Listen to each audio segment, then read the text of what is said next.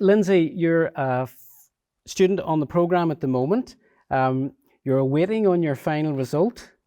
Yeah, Hopefully fingers get that in a crossed, couple of hopefully end of days. this week, next week. Absolutely. And thanks very much for taking the time out of your very busy schedule to come along and talk to Teresa and myself about the programme.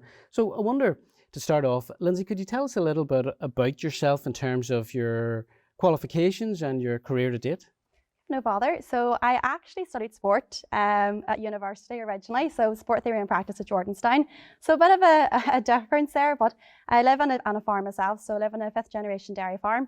And I've always had that passion for the agri-food industry, and I suppose I've grown up, helping out in the farm, and I'm actually getting out of covering the silo pit this evening, so I'm very happy about that. So yeah, I've always had that background, but I had a passion for education as well. And then through my experience with young farmers, I was our club PRO, and that kind of progressed then into the role that I'm in today. So I actually work for the Ulster Farmers Union in their communications team, and I'm also the current Bank of Ireland Open Farm Against Scouts coordinator. So I suppose then that kind of led me to take part and to do the course with CAFRE and Queen's. Very good. So you have a lot going on, and it's really interesting that your undergraduate degree, sports qualification, because Teresa and I had been talking earlier on about the broad range of relevant degree programs that allow entry onto this particular master's, but it's also very interesting as well, the generational interest there in farming and a very strong connection back to agri-food as well, and that's a very, very clear link to the program. So tell us a little bit more then about what really attracted you to the master's, and what kind of helped make your decision to progress from an undergraduate onto a master's program? Well, I actually saw the programme being advertised on social media, and then Jeff Thompson, whenever he was working for the Farmers Union, had encouraged me to definitely look into the course.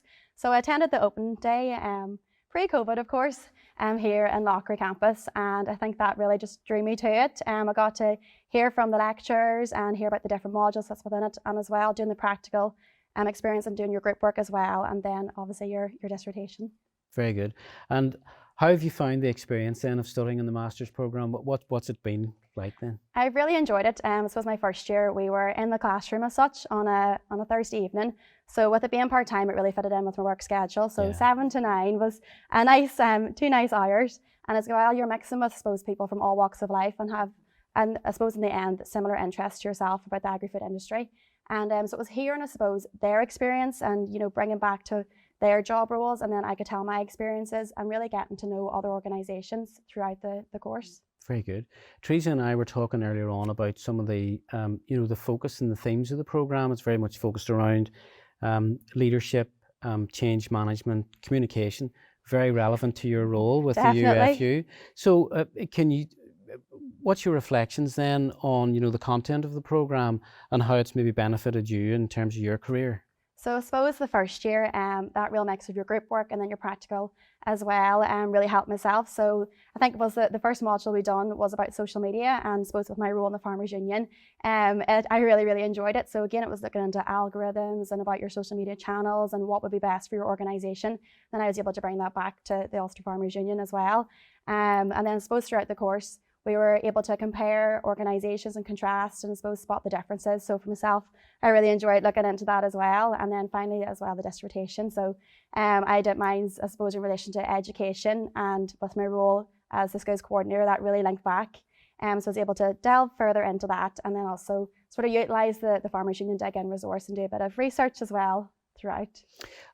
You mentioned your dissertation. I really want to ask you a little bit more about that. And Teresa, of course, you were Lynsay's supervisor. So I'd be interested in both of your thoughts on how the process went and the topic as well. Yeah, the supervisor is an important role. So all the students doing a dissertation will have a supervisor who's there to guide and support them. And not that Lynsay needed much guidance and support, but it's very important that there's someone to talk to her and give them advice. And unfortunately, we were operating really with COVID. Remotely. So a lot of our discussions were remote through Teams or through email, but it worked really well and we had no major difficulties. And we agreed, the theme of the dissertation, which is very interesting. Do you want to tell us the title of it there? Yep, so my title was What Colour of Cow Does the Blue Top Milk Come From? So exploring food and farming, education provision in primary schools pupils. So a bit of a long-winded title, but no, Teresa, you having a supervisor there was absolutely brilliant. And I suppose as well, it sounds like a lot of work in your final year as such, but you actually get to start your dissertation or your research in your second year. So that really helped, especially with doing it part-time. So you kind of got your bearings, and if you did maybe want to tweak or change then in your third year, you can, and it takes, I suppose, the pressure off. But your third year is when you get into the nitty-gritty and getting to interview or deciding what way you want to structure it, and then of course your findings as well. And it's very interesting that title came from something that a primary school child said.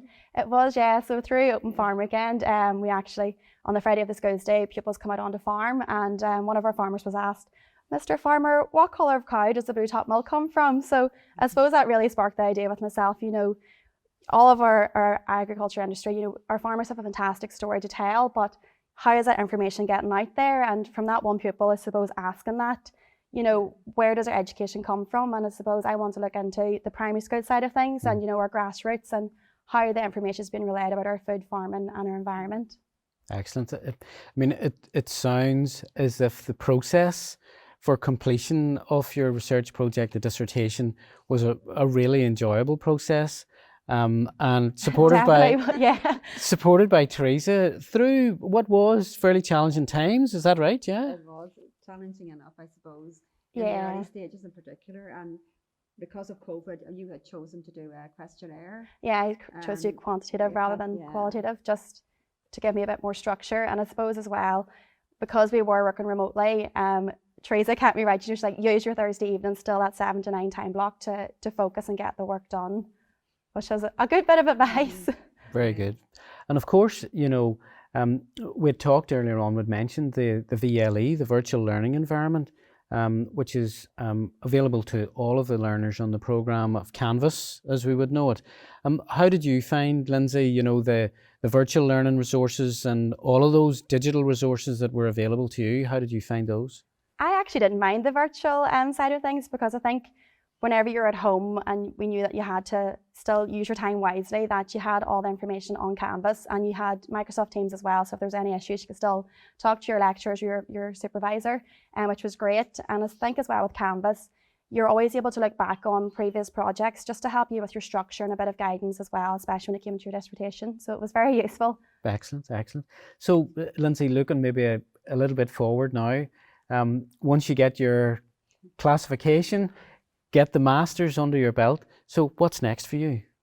Well, I'm hoping that, fingers crossed, it'll all go well, but I'm hoping to actually use my dissertation going forward in my line of work. So maybe, having another look and sharing it with my colleagues and seeing what we can maybe do to implement more resources into our primary school education and see what we can do around that going forward. Whether, I suppose with my findings, they talked about in-school facilitators, a virtual element, or as well, ready-made resources. So a lot to think about going forward, and some good ideas coming from our teachers from the research project. Brilliant.